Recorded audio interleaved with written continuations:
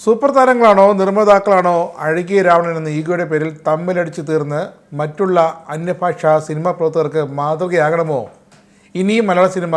ആദ്യം ചലച്ചിത്ര താരങ്ങൾക്ക് നികുതി അടിച്ചു നൽകാൻ ഇറങ്ങിത്തിരിച്ച കെ സുരേഷ് കുമാറിൻ്റെയും മറ്റ് നിർമ്മാതാക്കളുടെയും വാദങ്ങളും എതിർവാദങ്ങളും കേട്ട ശേഷം പ്രതികരിക്കാം എന്ന മട്ടിലാണ് ഇപ്പോൾ സിനിമാ സ്നേഹികൾ കാത്തു നിൽക്കുന്നത്. പോയ വർഷം മലയാള സിനിമയുടെ സുവർണ്ണ കാലമായിരുന്നു എന്ന് സുരേഷ് കുമാറല്ല ആര് പറഞ്ഞാലും അത് സമ്മതിച്ചു കൊടുക്കാതിരിക്കാൻ മറ്റു വഴിയില്ല.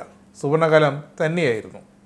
ഇന്ത്യയിൽ സിനിമ വ്യവസായവുമായി ബന്ധപ്പെട്ടുണ്ടായ വരുമാനത്തിൻ്റെ കാര്യത്തിൽ മലയാള സിനിമാ ലോകം തലയുയർത്തി നിന്ന വർഷമായിരുന്നു കഴിഞ്ഞ വർഷം. ഹിന്ദി, തമിഴ്, തെലുങ്ക്, കന്നഡ തുടങ്ങിയ വലിയ സിനിമ ഇൻഡസ്ട്രിയിലെ വിഖ്യാതരായ സംവിധായകരും അണിയറക്കാരും മലയാള സിനിമയുടെ മികച്ച ഉള്ളടക്കത്തെ ഇപ്പോൾ വാനോളം പൊഴുത്തുകയാണ്. പരീക്ഷാകാലത്തും വ്രതകാലത്തും പൊതുവെ ആള് കയറാത്ത കേരളത്തിലെ തിയേറ്ററുകളിൽ കഴിഞ്ഞ വർഷം നിറഞ്ഞ സദസ്സിൽ മിക്ക സിനിമകളും ഓടി. നിരവധി സിനിമകൾ 100 കോടി ക്ലബിലുമെത്തി. പ്രമേഹം പോലൊരു മലയാള സിനിമ വിദേശ രാജ്യങ്ങളിൽ പഠനത്തിന് വരെ ഇപ്പോൾ വിധേയമാകുകയാണ്.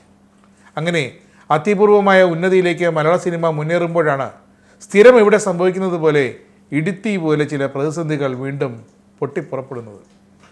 ജൂൺ 1 മുതൽ പ്രഖ്യാപിക്കപ്പെട്ട സിനിമാ സമരവും അതേ തുടർന്നുണ്ടായ വിവാദങ്ങളും സമൂഹ മാധ്യമങ്ങളുടെ ഇപ്പോൾ പോർവിളിയായി മാറി. സമൂഹ മാധ്യമങ്ങൾ ഇപ്പോൾ വ്യൂസും പണവും കൊയ്യുകയാണ് ഈ വിഷയത്തിൽ. ഇത് സിനിമയ്ക്ക് ഗുണകരമാണോ എന്നത് ആ മേഖലയുമായി ബന്ധപ്പെട്ട ആളുകൾ ആദ്യം മനസ്സിലാക്കണം. പക്ഷേ ഒരു കാര്യം ഉറപ്പാണ്, താരങ്ങളും നിർമ്മാതാക്കളും സംവിധായകരുമല്ല, ഞങ്ങൾ പ്രേക്ഷകരാണ് ഇൻഡസ്ട്രിയെ നിലനിർത്തുന്നത്. തമ്മിലടിപ്പിച്ച് ഞങ്ങളെ വെറുപ്പിക്കരുത്, പ്രേക്ഷകരെ വെറുപ്പിക്കരുത്.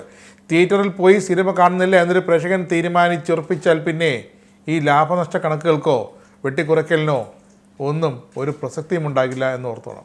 ജൂൺ 1 മുതൽ സിനിമാ സമരം പ്രഖ്യാപിച്ചുകൊണ്ട് producers association vice president G Suresh Kumar നടത്തിയ പ്രസ്താവന കുടത്തിൽ നിന്ന് തുറന്നുവിട്ട ഭൂതമായി മാറുന്നതാണ് ഇപ്പോഴത്തെ കാഴ്ച. താരങ്ങളുടെ അമിതമായ പ്രതിഫലം, നിർമ്മാതാക്കൾക്ക് ജനുവരിയിൽ മാത്രം 110 കോടി രൂപയുടെ നഷ്ടം, GSTക്കൊപ്പമുള്ള വിനോദ നികുതി സിനിമയെ തകർക്കുന്നു. ഇതൊക്കെയാണ് സിനിമാ സമരത്തിന് കാരണമായി സുരേഷ് കുമാർ പറഞ്ഞത്.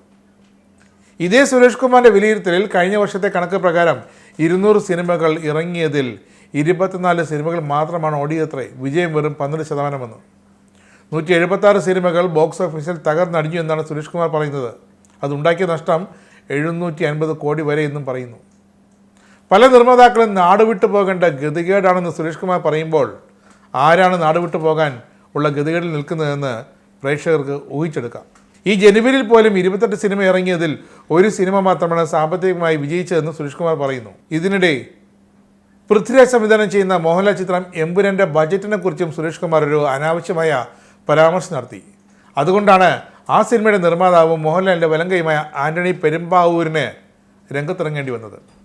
മോഹൻലാലിൻ്റെ എല്ലാവിധ അനുഗ്രഹ ആശംസകളും കൂടിയാണ് ആന്റണി പെരുമ്പാവൂർ രംഗത്തിറങ്ങി ജി സുരേഷ് കുമാറിനെ രൂക്ഷമായി വിമർശിച്ചതും. എമ്പുരാൻ എന്ന സിനിമയുടെ ബജറ്റിനെ കുറിച്ച് പൊതുസമക്ഷം എന്തിനാണ് ജി സുരേഷ് കുമാർ തുറന്ന് സംസാരിച്ചത്? എന്ത് ഔചിത്യബോധമാണ് അദ്ദേഹത്തിനുള്ളതെന്നാണ് അത് ആലോചിച്ചിട്ട് മനസ്സിലാകുന്നില്ല എന്നാണ് ആന്റണി പെരുമ്പാവൂർ പറയുന്നത്. സിനിമയുടെ ചെലവിനെ പറ്റി റിലീസ് ചെയ്യാൻ പോലും സാധിക്കാത്തൊരു സിനിമയുടെ പോസ്റ്റ് പ്രൊഡക്ഷൻ വർക്കുകൾ നടന്നുകൊണ്ടിരിക്കുന്ന ഒരു സിനിമയുടെ ചിലവിനെക്കുറിച്ച് ഇപ്പോൾ പറഞ്ഞിട്ട് എന്ത് നേടി സുരേഷ് കുമാർ എന്നാണ് ഇപ്പോഴത്തെ ചോദ്യം.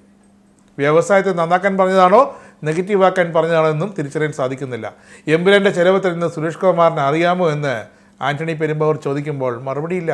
ഒരു നടൻ ഒരു സിനിമ നിർമ്മിച്ചാൽ ആ സിനിമയെ പ്രോത്സാഹിപ്പിക്കില്ല, കേരളത്തിൽ പ്രദർശിപ്പിക്കില്ല എന്നൊക്കെ സുരേഷ് കുമാർ പറഞ്ഞത് എന്തിൻ്റെ അടിസ്ഥാനത്തിലാണെന്നും പെരുമ്പാവൂർ ചോദിക്കുമ്പോൾ അതിനും മറുപടിയില്ല. ആന്റണി പെരുമ്പാവൂരിൻ്റെ ഈ പോസ്റ്റിനെ പിന്തുണച്ച് വന്നത് മറ്റാരുമല്ല, മോഹൻലാൽ, പൃഥ്വിരാജ്, ടൊവിനോ തോമസ്, ഉണ്ണി മുകുന്ദൻ, അജു വർഗീസ്, രമേശ് പിഷാരടി. ഇനി ആരെങ്കിലും വേണമോ എന്നാണ് ചോദ്യം. നമുക്കെന്നും സിനിമയ്ക്കൊപ്പം നിൽക്കാമെന്നായിരുന്നു മോഹൻലാലിൻ്റെ ആന്റണി പെരുമ്പാവൂരിൻ്റെ ഈ ഫേസ്ബുക്ക് കുറിപ്പിനുള്ള മറുപടി. എല്ലാം ഓക്കെയല്ല എന്നാണ് പൃഥ്വിരാജ് പറഞ്ഞത്. താരങ്ങൾ പ്രതിഫലം വിട്ടുചുരുക്കണമെന്ന സുരേഷ് കുമാറിൻ്റെ വാദത്തിനെതിരെ രമേശ് പിഷാരടി പറഞ്ഞ ആ ന്യായം അതൊരു ഒന്നൊന്നര ന്യായം തന്നെയായിരുന്നു. ഒരു ഡോക്ടർക്കോ അഭിഭാഷകനോ നടനോ സ്വന്തം പ്രതിഫലം നിശ്ചയിക്കാമെന്നും പ്രീമിയം കാർ വാങ്ങാൻ ചെന്നിട്ട് വില കുറച്ച് വേണമെന്ന് പറഞ്ഞാൽ ആരങ്ങനെ വില കുറച്ച് തരുമെന്നുമായിരുന്നു പിഷാരടിയുടെ ചോദ്യം. ആന്റണി പെരുമ്പാവൂരിൻ്റെ സുരേഷ് കുമാറിൻ്റെ ചോദ്യത്തിന് മറുപടി നൽകിയാൻ രംഗത്തെത്തിയത് ബി രാകേഷും CR കോക്കറും പ്രൊഡ്യൂസേഴ്സ് അസോസിയേഷൻ ഭാരവാഹികളും ഒക്കെ തന്നെയാണ്. ഇതൊക്കെ സുരേഷ് കുമാർ ഒറ്റയ്ക്കെടുത്ത കാര്യങ്ങളല്ല, തീരുമാനങ്ങളല്ല, അസോസിയേഷൻ്റെ തീരുമാനമെന്ന് ഒടുവിൽ അവർക്ക് പറയേണ്ടി വന്നു. സുരേഷ് കുമാറിനെ മുന്നിൽ നിർത്തി പ്രൊഡ്യൂസേഴ്സ് അസോസിയേഷൻ ഒരു ഒളിയും പെയ്തു നോക്കിയതാണ്, നടന്നില്ല. അതുകൊണ്ട് അവർക്കും രംഗത്തിറങ്ങേണ്ടി വന്നു. ഇത്തരം ആരോപണങ്ങൾ കൊഴുക്കുന്നതിനിടെ അമ്മയുടെ ഭാഗത്തു നിന്നും ഒരു ചോദ്യം വന്നു. മോഹൻലാലിനെ വെച്ച 6-ാം തമ്പുരാൻ പോലുള്ള സൂപ്പർ ഹിറ്റ് സിനിമകൾ നിർമ്മിച്ച് കോടികൾ പോക്കറ്റിലാക്കിയ നിർമ്മാതാവാണ് സുരേഷ് കുമാർ എന്നും എന്നു മുതലാണ് താരപരിവേഷത്തോട് സുരേഷ് കുമാറിന് പുച്ഛം തോന്നി തുടങ്ങിയതെന്നും താരങ്ങളുടെ സംഘടനയായ അമ്മയുടെ ജയൻ ചേർത്തലയാണ് അമ്മയുടെ ഭാരവാഹി ജയൻ ചേർത്തലയാണ് ചോദ്യം ചോദിച്ചത്. അത് നിർമ്മാതാക്കളുടെ സംഘടനയെ ഞെട്ടിക്കുകയും ചെയ്തു. കാരണം മറുപടി അതിനുമില്ല. മാത്രമല്ല സുരേഷ് കുമാറിൻ്റെ മകൾ കീർത്തി സുരേഷ് പ്രതിഫലത്തിൽ നിന്നും 1 രൂപയെങ്കിലും കഴിഞ്ഞ 10 വർഷത്തിനിടെ കുറച്ചിട്ടുണ്ടോ എന്ന ജയൻ്റെ ചോദ്യം സുരേഷ് കുമാറിന് വ്യക്തിപരമായി തിരിച്ചടിയാകുകയും ചെയ്തു. താരങ്ങളാണ് സിനിമയ്ക്ക് നഷ്ടമുണ്ടാക്കുന്നത് എന്ന് പറയുന്നത് സത്യവിരുദ്ധമായ കാര്യമാണെന്നും നിർമ്മാതാക്കളുടെ സംഘടന മാടമ്പത്തരം വീണ്ടും കാണിക്കുകയാണെന്നും ജയൻ ചേർത്തല തുറന്നടിച്ചു. ഈ താരങ്ങളെ വെച്ച് ലാഭമുണ്ടാക്കിയ കുറേ പ്രൊഡ്യൂസർമാർ തന്നെയാണ് ഇന്നത്തെ പ്രൊഡ്യൂസർ അസോസിയേഷൻ്റെ തലപ്പത്തുള്ളത്. അവർ തന്നെയാണ് താരങ്ങളുടെ പ്രതിഫലം കുറയ്ക്കണമെന്ന് പറയുന്നത്. അത് ന്യായമായ കാര്യമല്ല. എങ്കിൽ ഈ മേൽപ്പറഞ്ഞ താരങ്ങളില്ലാതെ ഒരു സിനിമ എടുത്തു കാണിക്കാൻ എന്തുകൊണ്ട് നിങ്ങൾക്ക് സാധിക്കുന്നില്ല എന്നാണ് അടുത്ത ചോദ്യം. വിവാദം കൊള്ളുമ്പോഴാണ് സമവായ നീക്കമെന്ന നിലയിൽ നിർമ്മാതാവ് ലിസ്റ്റിൻ സ്റ്റീഫൻ മാധ്യമങ്ങളെ കണ്ടതും താൻ ആന്റണി പെരുമ്പാവൂരിനൊപ്പം ജി സുരേഷ് കുമാറിനൊപ്പമാണെന്ന് പറഞ്ഞ് വിവാദങ്ങൾക്ക് അവസാനമുണ്ടാക്കാൻ ശ്രമിച്ചതും. പക്ഷേ സിനിമാ സമരമുണ്ടായാൽ ആന്റണി പെരുമ്പാവൂർ മുന്നിൽ നിൽക്കുമെന്ന് ലിസ്റ്റിൻ പറയുന്നു. മറ്റ് സംസ്ഥാനങ്ങളിൽ തിയേറ്റർ ഉടമകൾ നിർമ്മാതാക്കൾക്ക് മിനിമം ഗ്യാരണ്ടി കൊടുക്കാറുണ്ടെന്നും ഇവിടെ താരങ്ങളുടെയും സാങ്കേതിക പ്രവർത്തകരുടെയും പ്രതിഫലം കുറയ്ക്കുന്നതിന് എന്ത് ചെയ്യാൻ പറ്റുമെന്ന് അമ്മയ്ക്കൊരു കത്തയച്ചിട്ടുണ്ടെന്നും ലിസ്റ്റിൻ പറയുന്നു. എന്താണ് കത്തിൽ പറഞ്ഞിരിക്കുന്നത്? 5 ലക്ഷത്തിന് മുകളിൽ പ്രതിഫലം മേടിക്കുന്ന താരങ്ങൾ ഷൂട്ടിംഗ് സമയത്ത് 30%, ഡബ്ബിംഗ് സമയത്ത് 30%, ബാക്കി 40% സിനിമ റിലീസ് ചെയ്യാൻ സമയമാകുമ്പോഴും നൽകാം എന്നാണ്. പക്ഷേ അമ്മയുടെ ജനറൽ ബോഡിയിൽ തീരുമാനമാകേണ്ടതിനാൽ അമ്മ അതിന് മറുപടി നൽകിയില്ല. അതുകൊണ്ട് ഞങ്ങൾക്ക് കാത്തിരിക്കാൻ പറ്റുമോ എന്നാണ് ലിസ്റ്റിൻ ഇപ്പോൾ ചോദിക്കുന്നത്. പക്ഷേ ഇതൊന്നും ജി സുരേഷ് കുമാർ ഉയർത്തിയ ആ വിവാദ ചോദ്യങ്ങൾക്കുള്ള മറുപടിയാകുന്നില്ല. മലയാള സിനിമയിൽ ഇപ്പോഴുണ്ടായിരിക്കുന്ന പ്രതിസന്ധി അതിവേഗം പരിഹരിക്കപ്പെടേണ്ടത് തന്നെയാണെന്നാണ് പ്രമുഖർ ചൂണ്ടിക്കാട്ടുന്നത്. സുരേഷ് കുമാർ പറഞ്ഞതിലും ആന്റണി പെരുമ്പാവൂർ പറഞ്ഞതിലും സിനിമാ ഇൻഡസ്ട്രിയിലെ ചില സത്യങ്ങളുണ്ട്. പ്രൊഡ്യൂസേഴ്സ് അസോസിയേഷനും അമ്മ സംഘടന നൽകുന്ന വിശദീകരണങ്ങളും ഗൗരവമായി പഠിക്കണമെന്നാണ് പ്രമുഖരുടെ സൂചന.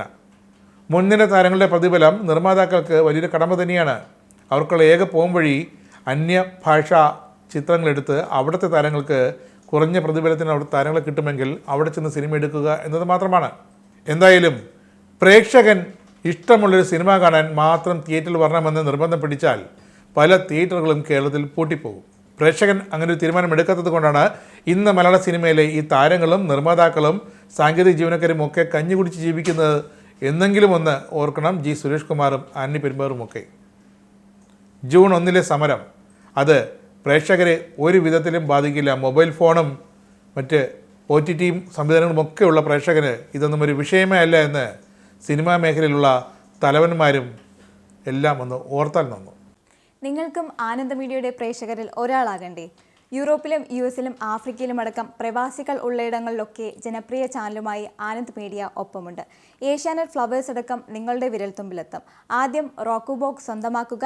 അതിൽ നിന്നും ആനന്ദ് മീഡിയ ആപ്ലിക്കേഷൻ ഡൗൺലോഡ് ചെയ്യുക, ഇൻസ്റ്റാൾ ചെയ്യുക. എന്നിട്ട് 02085866511 എന്ന നമ്പറിൽ ഞങ്ങളുടെ കസ്റ്റമർ കെയറിൽ ബന്ധപ്പെടുക. അല്ലെങ്കിൽ +91 735 660 3747 എന്ന നമ്പറിൽ വാട്സപ്പ് ചെയ്യുക. ആനന്ദ് മീഡിയയുടെ സേവനങ്ങൾ സ്വന്തമാക്കുക. മറ്റു ചാനലുകൾക്കൊപ്പം ആനന്ദ് TVയും എൻജോയ് ചെയ്യുക.